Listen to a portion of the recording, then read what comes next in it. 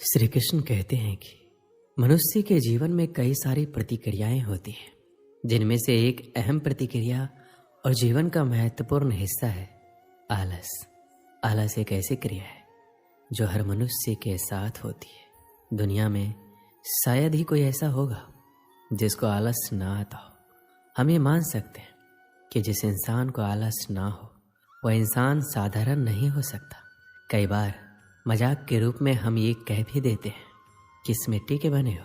यदि आलस ने आपको घेर रखा है तो उस काम के फायदे के बारे में सोचें जिसको आप आलस के कारण नहीं कर पा रहे हैं। ऐसा करने से आपके अंदर उस काम को करने की इच्छा होगी और आप एक्टिव हो जाएंगे।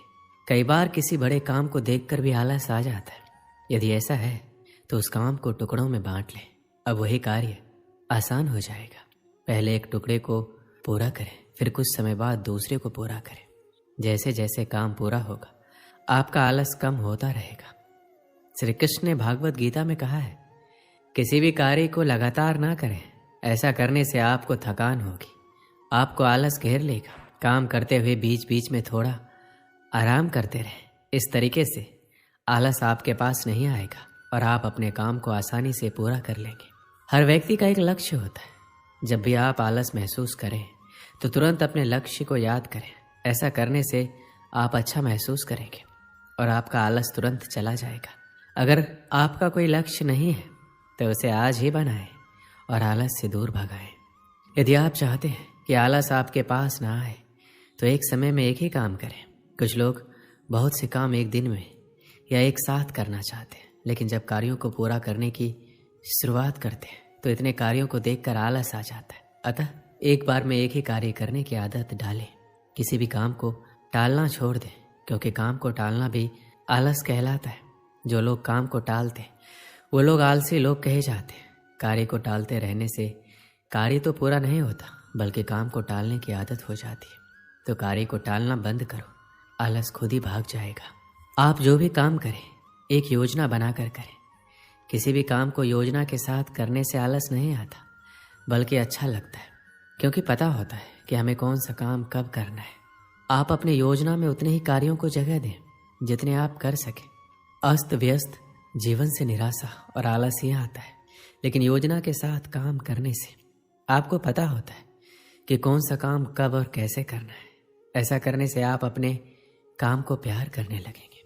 आलसी होने का मतलब है आप परिवर्तन से डरते हैं, इसलिए हर दिन कार्य को कल पर टालते जाते हैं। कल करेंगे, परसों करेंगे, अतः वो कार्य कभी पूर्ण नहीं होता। क्योंकि हम जहाँ पर हैं हम खुद को सुरक्षित महसूस करते हैं, अतः हम बदलाव से डरते हैं। हमें लगता है शायद हम अपनी सुरक्षा को खो देंगे।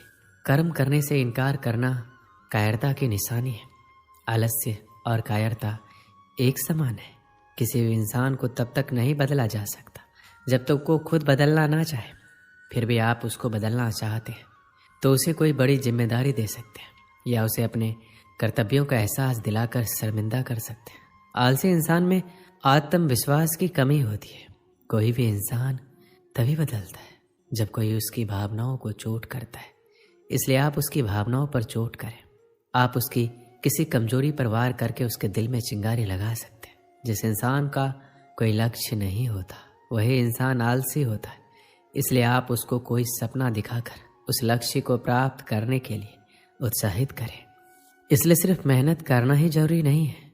हम मेहनत किस कार्य में कर रहे हैं, क्यों कर रहे हैं, उस कठिन मेहनत से हमें क्या परिणाम मिलेगा, ये जानना और समझना भी बहुत आवश्यक है।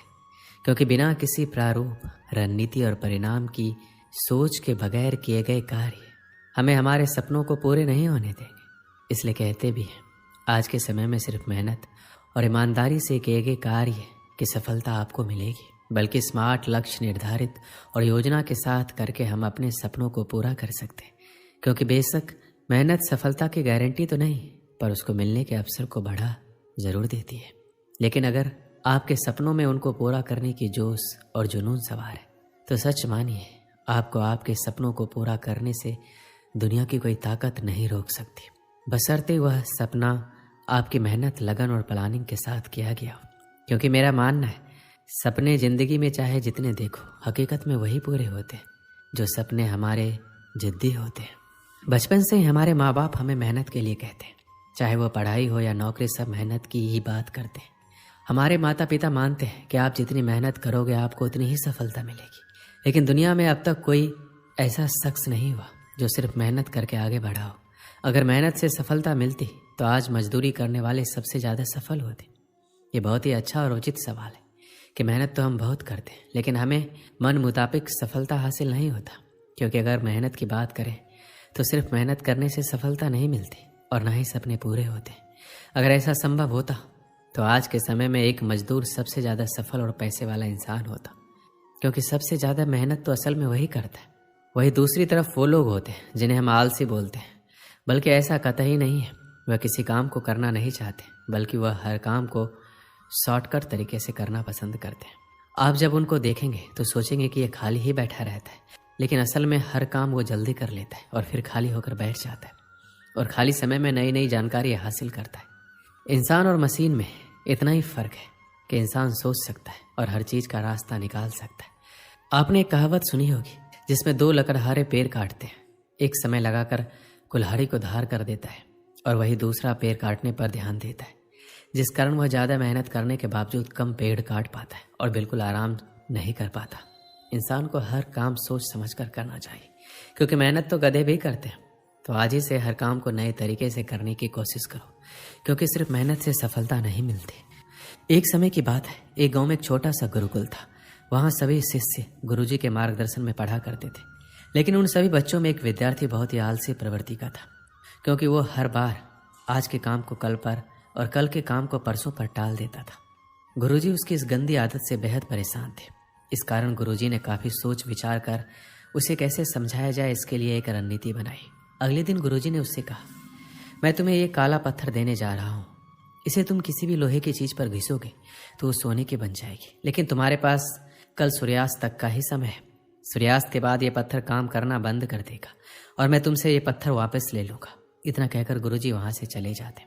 आलसी शिष्य बहुत खुश होता है और मन ही मन वो नई चीज़ों को खरीदने के बारे में सोचता रहता है और मन ही मन बरबराता रहता है, मैं सोने का ये करूँगा वो करूँगा।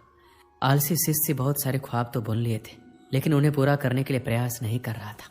आलसी शिष्य ने सोचा, अभी तो मेरे पास बहुत सा समय है, इसलिए अभी थोड़ी देर सो जाता हूँ। नींद में भी वो आलसी शिष्य बहुत बड़े बड़े सपने देख रहा होता है और बस सोचता ही रहता है। आलसी शिष्य को सोचते सोचते पूरा एक दिन बीत जाता है और वो आलसी शिष्य अभी भी सोच ही रहा होता है। वो बरबराता है, अभी तो मेरे पास पूरी शाम पड़ी है, मैं इन सभी सपनों को बहुत ही जल्द पूरा कर लूँगा, इसलिए अभी थोड़ा आराम कर लेता हूँ और फिर जब उठूँगा तब इन सपनों को पूरा कर लूँगा। जब वो नींद से उठता है तो दोपहर हो जाती है। वो दोपहर का खाना खाने लग जाता है और अब आलसी शिष्य घड़ी की तरफ देखता है, सोचता है अभी तो पूरे 4 घंटे बचे हैं सूर्यास्त होने में, इतनी देर तक मैं क्या करूँगा, इसलिए थोड़ा आराम ही कर लेता हूँ। आलसी शिष्य शाम को नींद से उठता है और घड़ी को देखकर दौड़ा दौड़ा बाहर भागता है और लोहे की चीज़ ढूंढने में लग जाता है। लेकिन रास्ते में गुरुजी उससे मिल जाते और उससे वो पत्थर वापस ले लेते और बोलते हैं, अब तुम्हारा समय समाप्त हुआ, अब शाम हो चुकी है और सूर्यास्त भी हो गया है। आलसी शिष्य को पछतावा होता है और उसे समय के महत्व का एहसास होता है। इस कहानी से हमें क्या सीख मिलती है? हमारा भी यही हाल है। हम भी आज के काम को कल पर, कल के काम को परसों पर टालते रहते हैं, जिसके कारण वो काम कभी नहीं हो पाता। इसलिए तो कहा गया है कि कल कभी नहीं आता, जो करना है आज ही करो।